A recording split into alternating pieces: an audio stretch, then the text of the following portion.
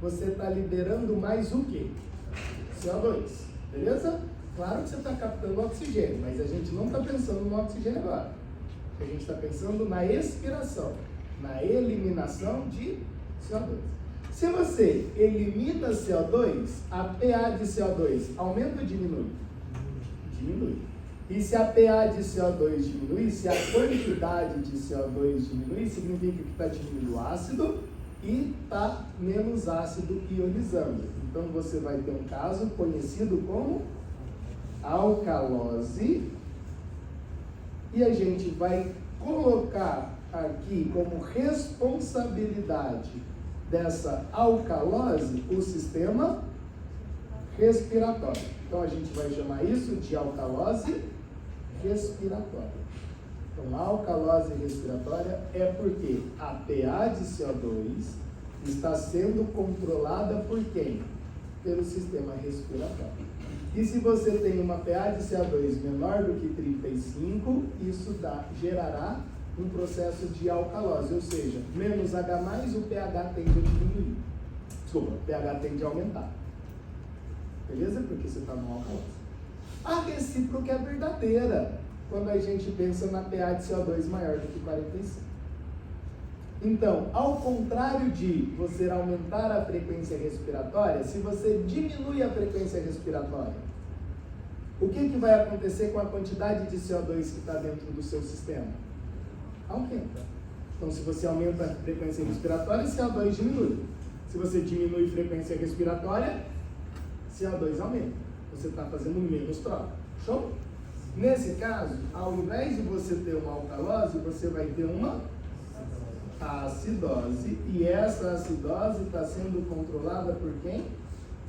Pela respiração. Então a gente está no processo de acidose respiratória.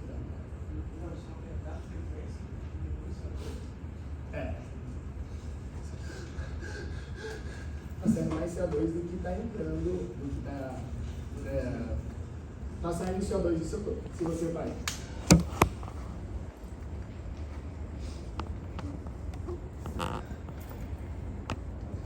CO2 que você está liberando. Aí você acumula CO2. Você acumula CO2. Você acumula CO2. Aí você vai ter a acidose respiratória. Na pneumonia, com certeza. Tem, agora mesmo, a gente vai chegar lá. Então, a alcalemia e a acidemia é pensar no sangue. Agora, o que a gente vai fazer? Ó, agora, o que a gente tem que pensar? A gente tem que pensar assim, ó. O pH está dentro da normalidade. É o que se espera para todo mundo. Quando que esse pH vai alterar? Quando você alterar o metabolismo celular. E aí tem um monte de doença associada, ou pode ser simplesmente uma resposta fisiológica. Como assim? Vamos imaginar que você tem uma descarga adrenérgica e você sai correndo. Ou você vai jogar futebol, ou você vai fazer qualquer exercício físico que você quiser. Quando você faz exercício físico, aumenta o metabolismo. Se aumenta o metabolismo, aumenta o consumo de nutriente e de oxigênio. Bem, se aumenta o consumo de nutriente e de oxigênio, o lixo da nossa célula, que é o CO2, vira ácido carbônico, libera H+, e aí você vai diminuir o pH e você vai ter um caso de alcalemia. Qual que seria a resposta respiratória para a diminuição? Eu falei alcalemia, mas é acidemia, perdão. Porque eu estou diminuindo o pH. Perdão. Qual é a resposta que o nosso corpo tem quando você diminui o pH do sangue? É aumentar a frequência respiratória. Mas por que você vai aumentar a frequência respiratória? Para eliminar CO2. Então, eu não estou produzindo muito CO2 no meu processo metabólico? Eu estou produzindo muito CO2. Então, qual é a minha resposta fisiológica para isso? Eu tenho que eliminar o CO2. E você vai eliminar o CO2 liberando o oxigênio via respiração. Agora eu vou te dar um outro exemplo. Agora, olha, isso é um exemplo normal, que você só correu e aí você aumentou a frequência respiratória. O que as pessoas pensam? Vou te dar duas informações. A maioria das pessoas pensam que o aumento da frequência respiratória está associada com a baixa de oxigênio. Isso não é verdade. Tá? Não é verdade. Tipo, quando eu estou correndo, eu aumento minha frequência respiratória para você inspirar mais oxigênio? Não. É para você expirar mais CO2. Tá bom? É para você eliminar CO2. Por quê? Porque a variação de pH ela pode desnaturar as suas proteínas plasmáticas e você morre. Então você aumenta a sua frequência respiratória para tirar CO2. Não é para colocar oxigênio, não. Claro que as duas coisas estão associadas. Lógico, você vai colocar oxigênio quando você está inspirando mais, lógico. Mas pensando na gasometria, você está pensando em eliminar CO2. Show de bola. Agora eu vou te dar um outro exemplo. Imagine que a pessoa ela é diabética descompensada. Se a pessoa é diabética descompensada, a glicose ela entra na célula do diabético? Não entra. Tá bom? Isso serve até lá para o nosso hepatócito, para o nosso fígado. O que o fígado faz quando a pessoa ela é diabética e ela, por exemplo, está numa situação de hipoglicemia? Essa pessoa vai produzir o que a gente chama de corpos cetônicos.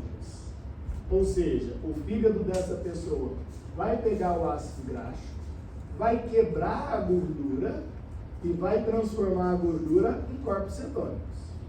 Beleza? A gente vai ver isso, tem que ver isso.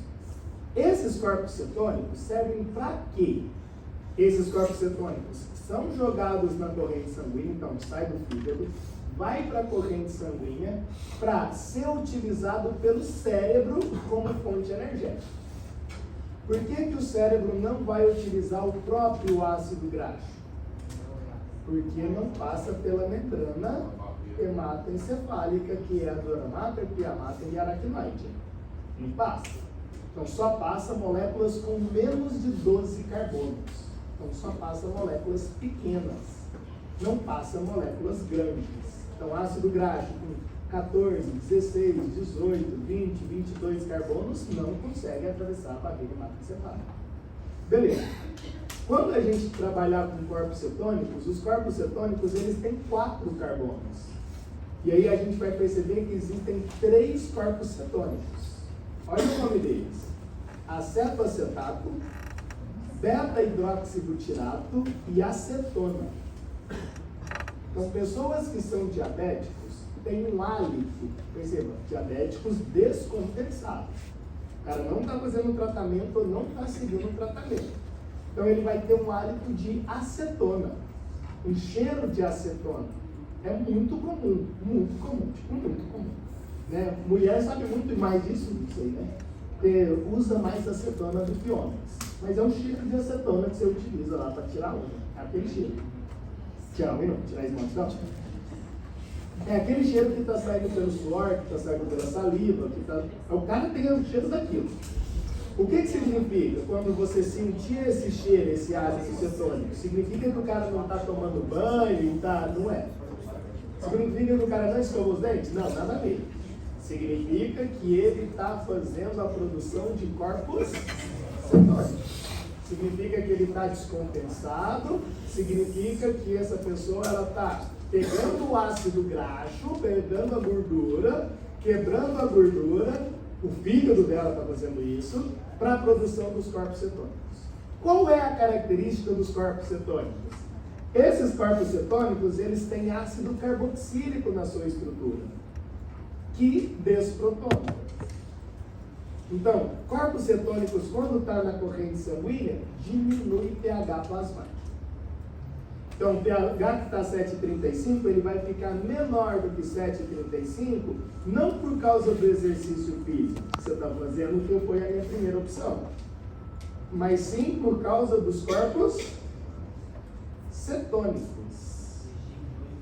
Tudo bem? E diminui o pH. Não tem como você liberar corpos cetônicos pela expiração.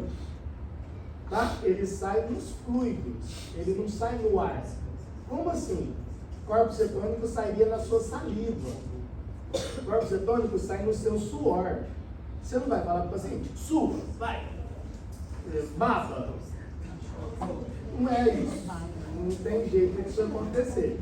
Então, qual é a resposta do que o nosso corpo faz se diminuir o pH, independente de qual molécula está fazendo o pH diminuir? Aumentar a frequência respiratória.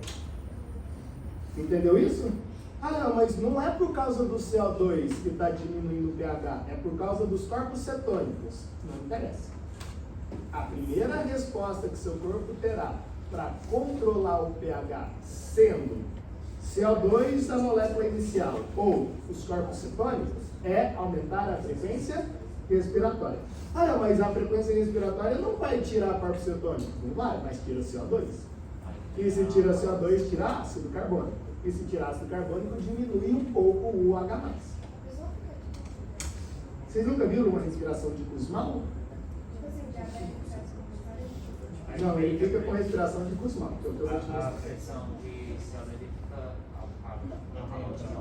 Tem que ficar, né? Mas não fica. Tem que ficar. Quando ele está descompensado. Deixa eu ver onde isso vai estar. Então, segundo, você vai encontrar pacientes com essa característica. Deixa eu ver se é isso.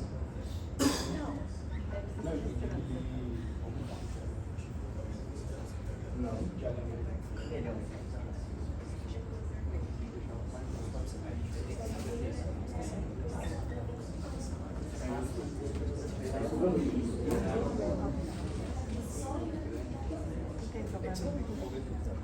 Olha isso.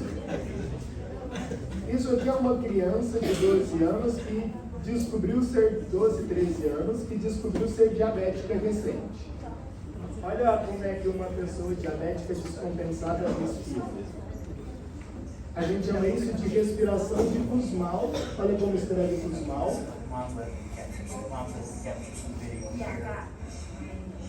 É uma respiração que ela é bastante abdominal.